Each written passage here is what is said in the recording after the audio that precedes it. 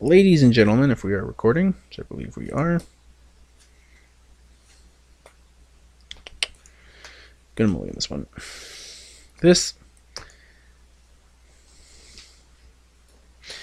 I feel like 5 lands and some anemic creatures just isn't good enough. This hand is far better.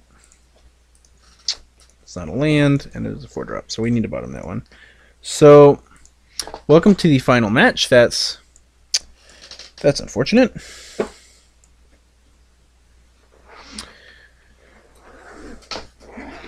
I'm gonna...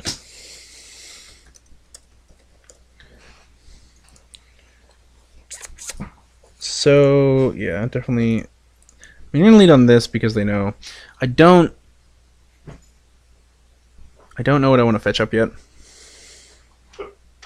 Leaning towards a Sacred Foundry. Just straight green-black. That's good for us, I guess.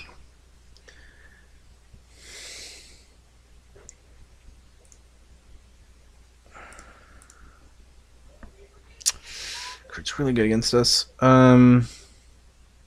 Next turn we can Tribal Flames it, I guess.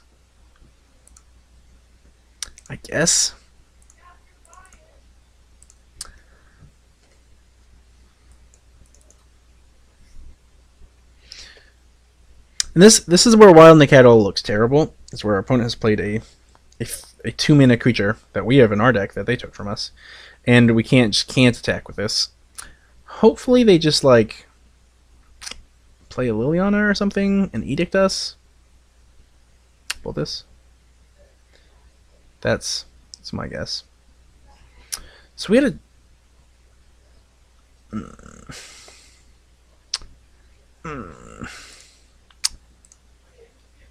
I guess that's good. That was a fantastic draw.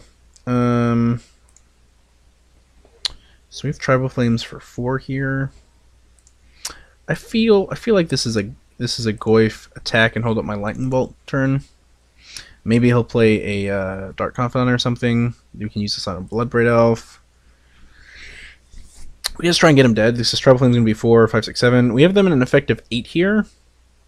It's not very long before they're dead too.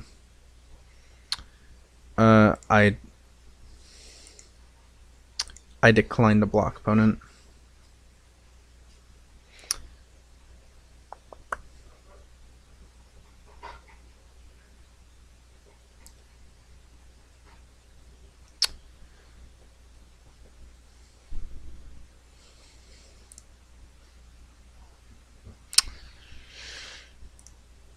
Guys, this is my face if I don't approve. Alright, I want to bolt them here. Unless they play a blocker.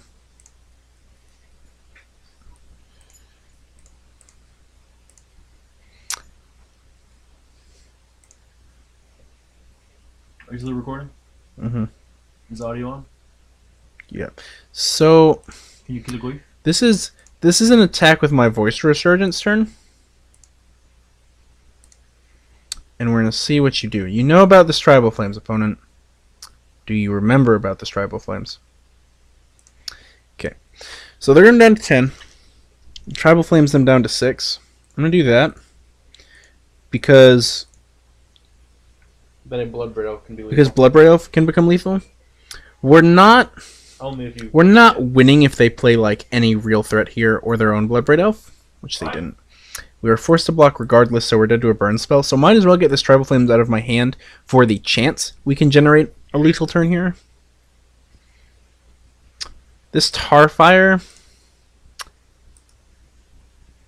Nothing like on the edge, I guys. feel like it should have been this should be Lightning Bolt, opponent.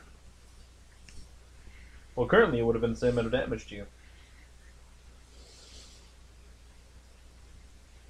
I wonder if they just didn't think we were gonna block. Is this the post-combat Bloodbraid Elf? Nope. No, Okay. that's cool. What was your next card? I don't know. Doesn't matter. Sure does. I mean, we made the play to win line, not the play to not lose line. This playing to not lose isn't great. Alright, so like these. Gaddock Teeg's an interesting one in these kinds of matchups. Doesn't really hit a lot of things. Grim Lavamancer's historically been pretty good against Gen decks. They pay a lot of life. Tally's not great. Gaddock Teeg stops sideboard damnations. If they play it. If they play it, that's about it. This is a Helix out matchup, unfortunately. Kolaghan's Command and Crackling Doom are going to have to carry a lot of weight here. Tribal Flames is pretty solid. They have basic mountains, so that implies to me they are not a Blood Moon deck. Bolt's not exceptional in this matchup either. Neither is Nacatl, though.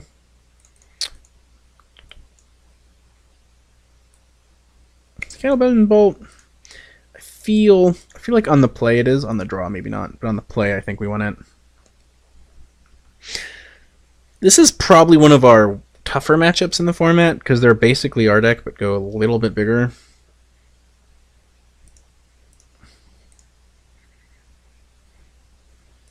Okay, so this is probably going to grab an Overgrown Tomb here.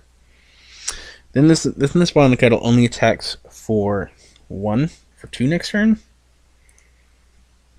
So this is kind of priced into getting a land. Yeah, we're kind of pressing against Stomping Ground here, unfortunately. So this can attack for 3, and we can still cast this Voice of Resurgance. Because the important thing is we have to get as much damage in as quickly as possible. So giving up a little points against Tribal Flames when we want to draw a 4th land regardless matters. Hopefully they don't have a Bolt here. It's an unfortunately good card. I'd imagine they're taking Tarmogoyf here just because if they don't, it's bigger than the Voices. Voice is better 2 for 1, like if the 2 of the cards in our hand are, so that might be a consideration here. Because they have to spend 2 cards on each of these. Yep. So there's that. That was a nice draw. So we're going to get this Voice on the table. Probably just going to start turning everything sideways really soon. I don't know if we can really let up the pressure in this matchup. They get to block the Voice. It does allow them to play removal spells on our turn, but it does also mean that we have this token. They're already down to 13 here. I don't think we can afford to let up because of Tarmogoyf. It's not the best draw. Perhaps should have played a different land there.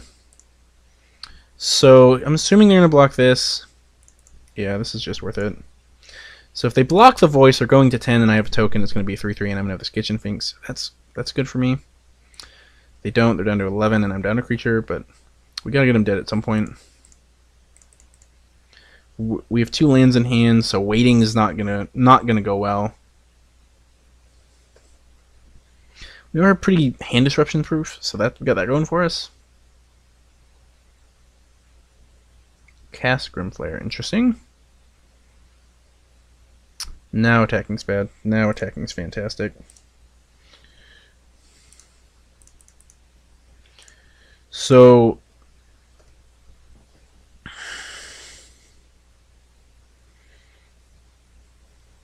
yeah, I think we're gonna attack here. He's at an effective 8 with this fetch land. This is 5. He's pretty inclined to block here. If he has a removal spell, he can turn on Delirium, but we get a token out of it, and one of these creatures is coming back regardless. If he just takes this, Tribal Flames is lethal. Bloodbraid Elf is probably lethal. Okay. So we made the gamble here. Bolt's lethal now as well. And we got 2 more Bolts. 3 more Bolts in our deck, actually. So Bloodbraid Elf. All roads start with that card. This card. I'm going to be honest, guys. I underestimated this card. To be honest, I didn't think it was that good, and I was so wrong. I was wrong about that card. I thought it would be fine. It's way better than I thought it was. Okay, so this card might be good against us. We have a lot of draws that kill them, though. Bloodbraid Elf is lethal. Any burn spell is lethal. A removal spell for this is lethal. I actually think all the removal spells are burn spells, so it's fine. Playing my 3/3. I don't... This is definitely attacking. That is not, because that dies to the once persisted. This forces the block and gets us another 3/3. And he's down a blocker. So that matters. Another Bloodbraid Elf is probably pretty bad for us. Yeah. Tarfa. So I can kill the Kitchen Finks. But that's probably not... Makes that a 4/4. Definitely not blocking if he attacks. If he attacks, he's dead, actually.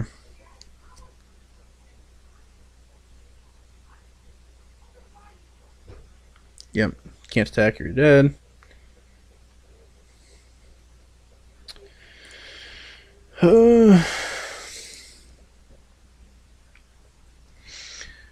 Now we're hitting our lands. That's pretty bad.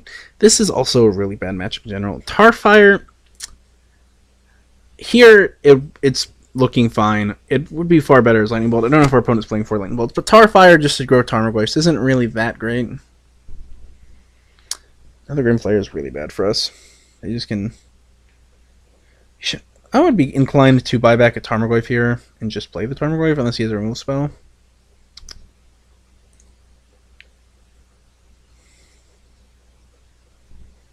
It's looking bad. Ouch. So I'm going to take this and just try really hard to draw Bloodbraid Elf. Josh, Mom's ready to make a quesadillas. How many do you want? 1 or 2? 2. Josh wants 2. When did we eat dinner? No. Okay, now we're on the draw. Wild Nacatl's probably worse on the draw. Is it better than Bird Spell? So we're 1-1 against Jund. There's goes like number 2. Mm-hmm.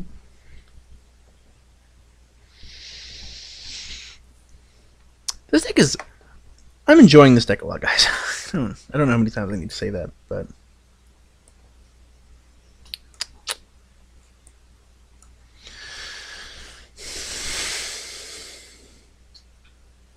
I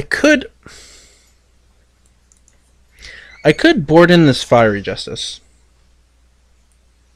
On the draw, I think this is really bad. So this could be the thing that decides it. I don't think Bloodbraid Elf is really going to kill more than a Tarmogoyf, so it's probably worse than Tribal Flames.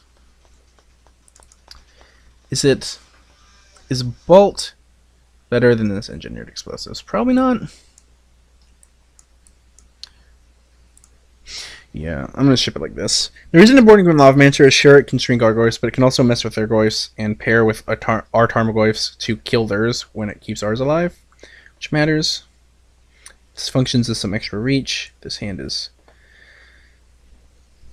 Against Jund, mulliganing is really bad. We have a Smiter, so we're pretty Liliana proof. He has Raging Ravine on 1. This hand is excellent. We get a free 4/4. However, we are starting the game with 5 lands. We are starting... Part of me knows that if we mulligan to 6, it's going to be bad. Mulligan this. I will.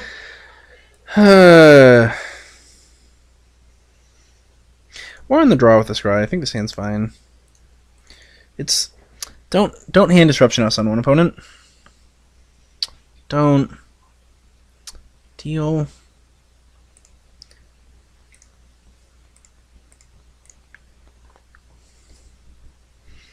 It's funny, is if our opponent tries to go for this, we can still just kill its Tarmogoyf if he plays it.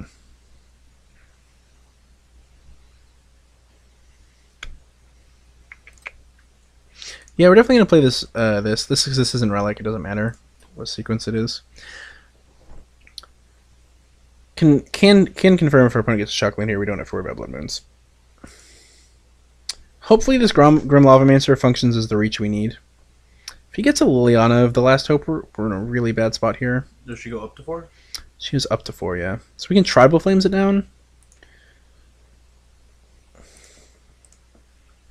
you bolting him at this point? For the use of mana? Yeah, we're definitely going to be mana efficient here and bolt him. We didn't mulligan to 6, but he's currently not doing much. We could also start Tribal Flamesing him here. I don't like that. So we got 4, 8... 9, 10 this turn? No, okay, now we don't. Yeah, no, I mean, I really don't like that plan. It's not like they're doing much, though. Well, I mean, you still need to be able to answer things. So we can actually force him to use the spell bomb. He's probably gonna use it if we try to buy this back. We could just try to destroy this. I would activate. You have 6, didn't you? I was saying now would have actually been the time to make him crack that relic, because then he can't draw a card. Turn. Do we want to shock him though? Do we want to shock him or make him get rid of a card? That is up to you. I like making him discard a card. So let's do math. So we can put him at 12, and then we have 8 points of burn. So that's an effective 4. If we draw a land, this is going to be really good. I like making him discard a card because his hand matters. But does it matter more than putting him at 4 as opposed to 6? We're not destroying the artifact. The question is, do we think it matters more of putting him to 4 or 6 here? Because that's effectively the decision we're making. I think you should make him discard a card. Yeah, I think you're right. An attrition-based matchup that needs their hand.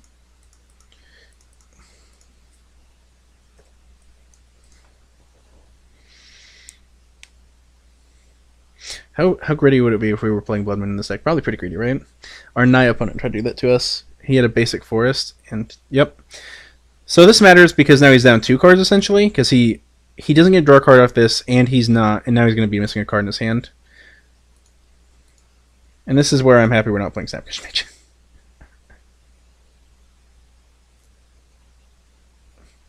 I kind of hope his hand's just like a bunch of Bloodbraid Elves and 1 land, and he was like, do I need this 1 land? Shicks. Shit. Oh! I said we can kill it, but we don't draw land. So, yeah, tribal points. Makes the decision easier, don't it? Aren't you glad he hit that card in his hand? Tribal Flames, guys. That card's really good. Tribal Flames is really good. I wanted to play Tribal We're Flames. We're both almost out of cards. I don't think we're favored here, though. His hand has to be a bunch of removal spells, right? If you draw a land, right? You're golden. That's a removal hand right there. Thank God for Bloodbraid Elf. This did I mention how wrong I was about this card yet? Oh, that's a bit disappointing, but you know, hey man, it's 2 creatures. Yeah. It's 2 creatures he has to answer with no cards in hand. Right? So yeah. Okay, this is dead. Tarfire. Gosh, this card. I'm wondering how many Tarfires in his deck. He's had it all 3 games. It's probably only 1. All things start with Bloodbraid Elf. So your opponent's just like, oh god, why? I mean, that one's right here.